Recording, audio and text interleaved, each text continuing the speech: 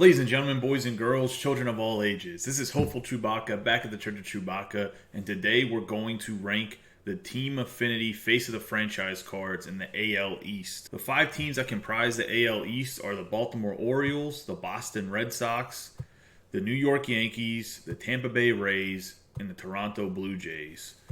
Within this list, we're going to take the 5 Face of the Franchise cards and rank them 1 through 5 with the following factors tied into this, and it's going to be a comparison of only the cards within the division, so only the comparison of the 5 cards against one another. That being said, the factors that we're going to use are their attributes, their position flexibility, and whether or not they have a glitchy swing or a windup, depending if they are a position player or if they are a pitcher. That being said, let's get started on this list.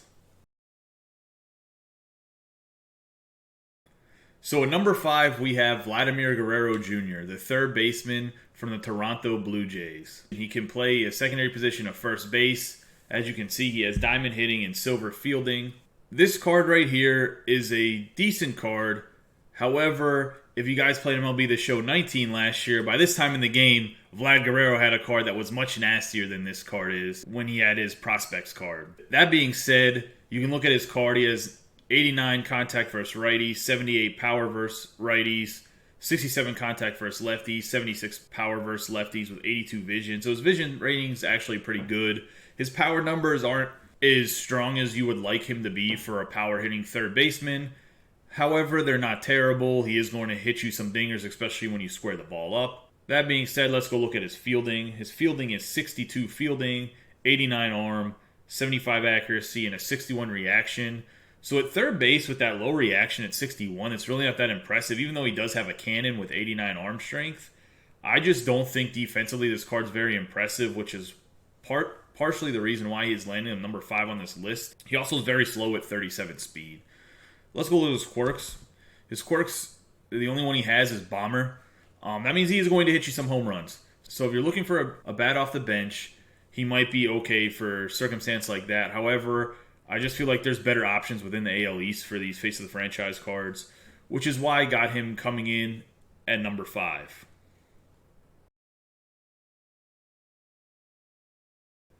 At number 4, we have the right fielder from the Baltimore Orioles, Trey Mancini. His secondary positions are first base, left field, and center field, so he can play all over the outfield as well as play first base. He has diamond hitting and bronze defense. As you can see, his hitting's actually pretty good across the board. Everything's above 80. Contact versus righties, 84. Contact versus lefties, 80. Power is 84. 89 split righty, lefty, respectively. He has 72 vision, which means his vision rating's around that borderline of where it's the minimum that I suggest for the higher difficulties. For his fielding, he does have bronze fielding, and I think it's mostly because his arm strength is very poor at 48.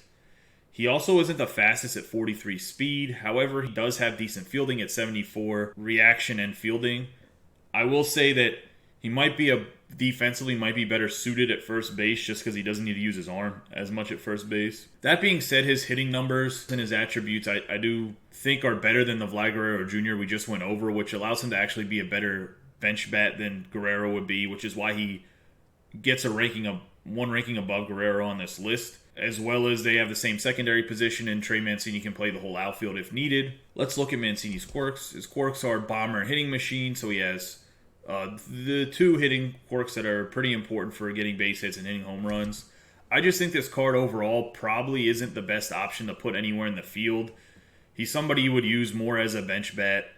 If you do want a right fielder, you're a big Baltimore Orioles fan, I don't think at right field he will hurt you that much, but I'd rather see him if you're going to play him in the outfield and left field just because of his arm strength. Maybe at first base, depending on what other cards you have for first base, there might be some other better options than him if you're going to throw him at first base. That being said, Trey Mancini comes in at number 4 on this list. Coming in at number 3, we have Rafael Devers from the Boston Red Sox. He's a third baseman with a secondary position as first base. He has diamond hitting and silver defense. As you can see, this is another third baseman within this division. And he has better attributes than Vladimir Guerrero Jr., which is why he's ahead of Vladimir Guerrero Jr. And he also has overall, I think, better fielding and a much glitchier swing than Trey Mancini does, which is why he's number 3 over Trey Mancini, who's at number 4. That being said, let's do a quick rundown of his attributes. His attribute for contact is 95 versus righties, 82 versus lefties. He has power 86 against righties, 67 against lefties. He's a left-handed batter. He's going to hit right-handed pitching very, very well, and he's going to hit it very, very hard. Lefty on lefty is not the best, but he still has good contact at 82. I mean, that's really good for a lefty on lefty matchup. I do think Devers has a very good, solid, smooth, glitchy type of swing, as people like to use the word glitchy. I just think it's a very smooth swing. It's very easy to make contact and even foul off some pitches maybe that you shouldn't even touch. I really enjoy his swing. I have a few friends that also enjoy his swing as well. That being said, the 79 vision rating is above that threshold of 75, where I think is kind of a minimum if you're looking for a good vision rating, especially with his higher contact. He's going to have a pretty decent sized PCI. For his fielding, we have 77 fielding, 75 arms, 74 accuracy, and 70 reaction. For a third baseman, he does not have the best reaction. However, I do think this card plays relatively decent in the field for third base. He also does have that secondary as first base, but I think at first base with the 75 arm strength and the 70 reaction speed and the 77 fielding, you can get away with playing him at third base as your everyday third baseman. He has 50 speed, 16 stealing, 38 base running aggressiveness. I mean, he's not going to steal too many bases. He's not the slowest option at third base, but he's not the fastest either. Most third basemen are power hitting tanks anyways, if we're being honest. So for 50 speed at third base, he's actually relatively quick for the position. That being said, let's go look at his quirks. His quirks are hitting machine, pressure cooker, and unbreakable. I don't know how much unbreakable actually matters in Diamond Dynasty. It probably matters a lot more if you're playing in your custom leagues with your buddies, because people can get injured.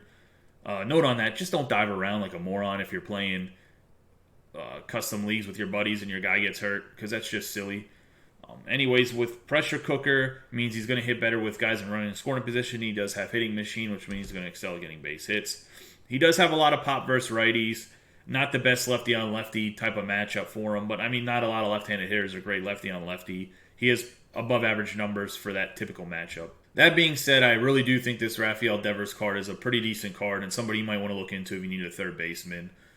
But he comes in at number 3 on this particular list.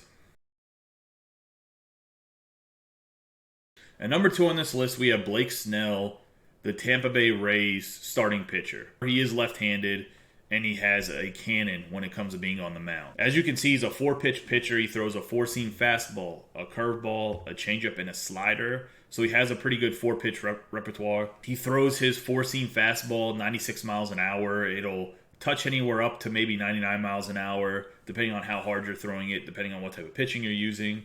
He has a very slow change of pace curveball that's very loopy, almost more like a 12-6 curveball than a traditional curveball. However, it does have some sideways movement and only goes about 81 miles an hour, which is a huge speed difference between his pitches that can almost go to 100 to pitches that are just touching 80 miles an hour.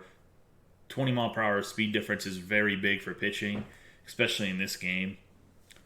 Also, he throws a changeup at 84 miles an hour and a slider that's 87. I do think that if you're going to work him as a pitcher, I think it's important to be able to throw his 4-seam fastball well and his curveball and mix in the changeup every once in a while. The slider is kind of just a bonus, and it does have a lot of break on his slider. However, the slider is a little bit of a faster pitch, and if you throw it hard, it'll tickle 90 miles an hour, which can actually hurt you a little bit if guys are behind your fastball, because they'll just end up being perfect on time with his slider. That being said, let's look at his attributes for pitching. He has 88 stamina, so he's going to give you about 88 to 90 pitches before he starts to tire as a starting pitcher. He has 88 hits per 9, 100 K per 9, 63 base on balls per 9, and 74 home run per 9. So being that number is over 70 and right around that 75 range for home run per 9, I think this card will be usable for a while.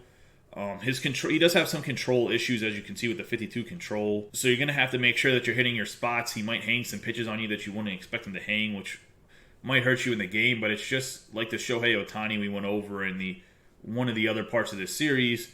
With the low control, it's more about how much of input you have, but his stuff is absolutely filthy. Snell has a very nasty wind-up and release where he'll hide the ball. It's very hard to read it from his hand. I mentioned in a couple other videos that his release is just kind of filthy in this game. He has absolutely nasty stuff if you can control it, which I think is very important for a starting pitcher. And it allows you to, where user input's going to have to factor into this card a little bit more than just him having nasty control. You're going to really have to work your pitches and concentrate when you're pitching with this guy. But when you do, I promise you're going to get a lot of strikeouts and a lot of guys frustrated with your pitching. That being said, let's look at his quirks. His quirks are stingy, untouchable, grounded, and knee buckler. I think these quirks are pretty good for a pitcher, especially the grounded and knee buckler, which means that his breaking ball is going to be more effective, as well as the grounded is going to limit home runs. The limiting base hits, I feel like, is an important quirk, but I don't think it's as important as the home runs, because home runs completely change games. If you get a single here or there, and then you play good defense afterwards, or convince somebody to hit into a double play, I feel like you can make up for maybe not having that stingy quirk. But the grounded is very important. If someone starts hitting dingers off of you, the pitcher's confidence goes way down, and it's just game changing. It changes momentum. It's just a big factor within the game and baseball in general in real life. That being said, Blake Snell has absolutely filthy stuff, but he comes in at number 2 on this list. So coming in at number 1, we have the New York Yankees shortstop Gleyber Torres. So Gleyber Torres can also play second base and third base. I will say at shortstop, I don't know if he's the best defensively just because his speed's 45 with a 78 reaction. I would recommend this card actually playing him at third base if you had a choice and you had a hole at third base. If not, he is suitable at shortstop or second base. I personally like this card at third base because he has the 81 arm strength and he has a 78 reaction. And the fact that he's 45 speed, I think, suits more of a third baseman than a shortstop or second baseman, just because I don't think he has the necessary range in this video game to play those two positions as well. However, at third base, I feel like this card is absolutely filthy defensively. Now that we've went over his defense, and you can see that that's a silver, his hitting is diamond, and where this card really shines is his hitting. As you can see, he has 84 contact versus righties, 85 contact versus lefties, with a tremendous power rating of 93 power versus righties and 96 power versus lefties and 70 vision.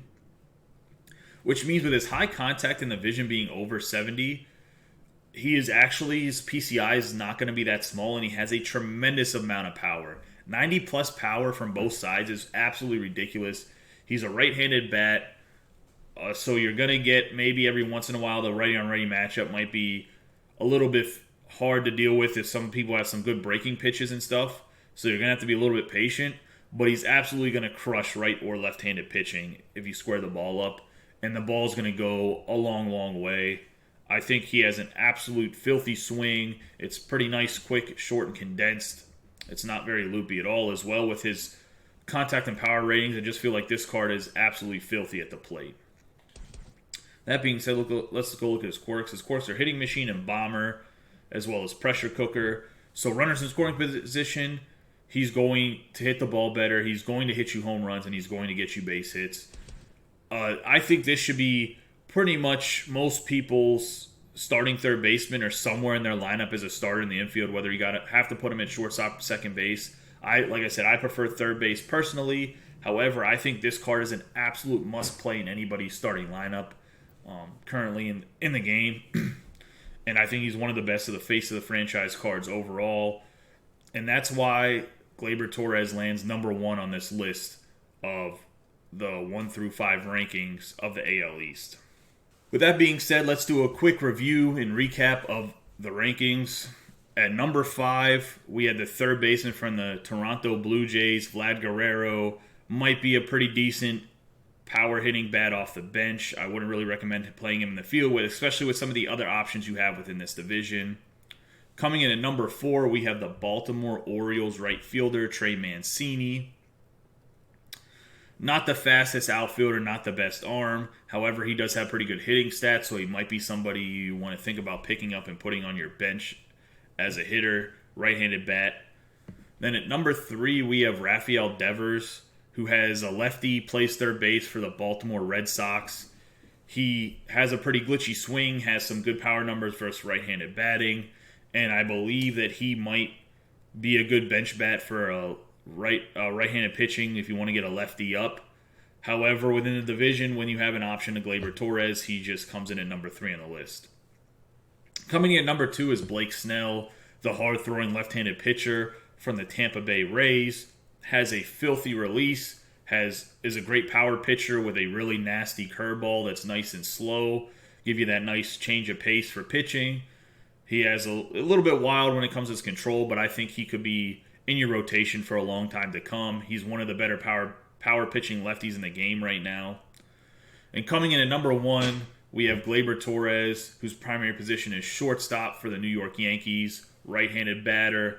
I will say that I do recommend him at third base just because of his lack of speed will, I think, deter his range at shortstop and second base. However, that being said, his hitting numbers are hands down the best in this division and one of the best face of the franchise cards or cards in the game currently. I just really feel like this card can be a real game changer for people's lineups, and he should be in there, whether you got to put him at third base, shortstop, second base. Wherever you got to fit him in is where you got to fit him in, but his bat needs to be in your lineup. That being said, that's the wrap-up of 1 through 5. That being said, I really hope you guys are enjoying the content that I'm making and that you enjoy these 1 through 5 ranking lists throughout the divisions for these face of the franchise cards. You guys should also hit the subscribe button for the YouTube channel, as well as give this video a thumbs up so that I know that I'm doing a good job. Also hit the bell so you get notifications of whenever I release a new video. If you guys are enjoying the content and you want to watch me live, you can watch me at twitch.tv/hopefulchewbacca. I stream Monday through Thursday, 8:30 p.m. to 10:30 p.m. Eastern Standard Time. Friday, Saturday, and Sunday, I will also stream some from time to time based on my schedule, family, and anything else that's going on in my life. If you want to know whenever I'm going live, then follow me on Twitter at Hopeful1137. Also, my PSN, some people have been asking me what that is. That is also Hopeful1137. You can hit me up with a message on there if you want to play a friendly game or you just have any questions for me. I'd be more than happy to answer your questions or your concerns. Or if you want to let me know on there, hey man, I like the videos. You should maybe try to do a video about this, or I'm curious about this. That would be another good way to get a hold of me to know what kind of content you guys want to see. With that being said, guys, I appreciate everyone watching. You guys have a great day and be safe.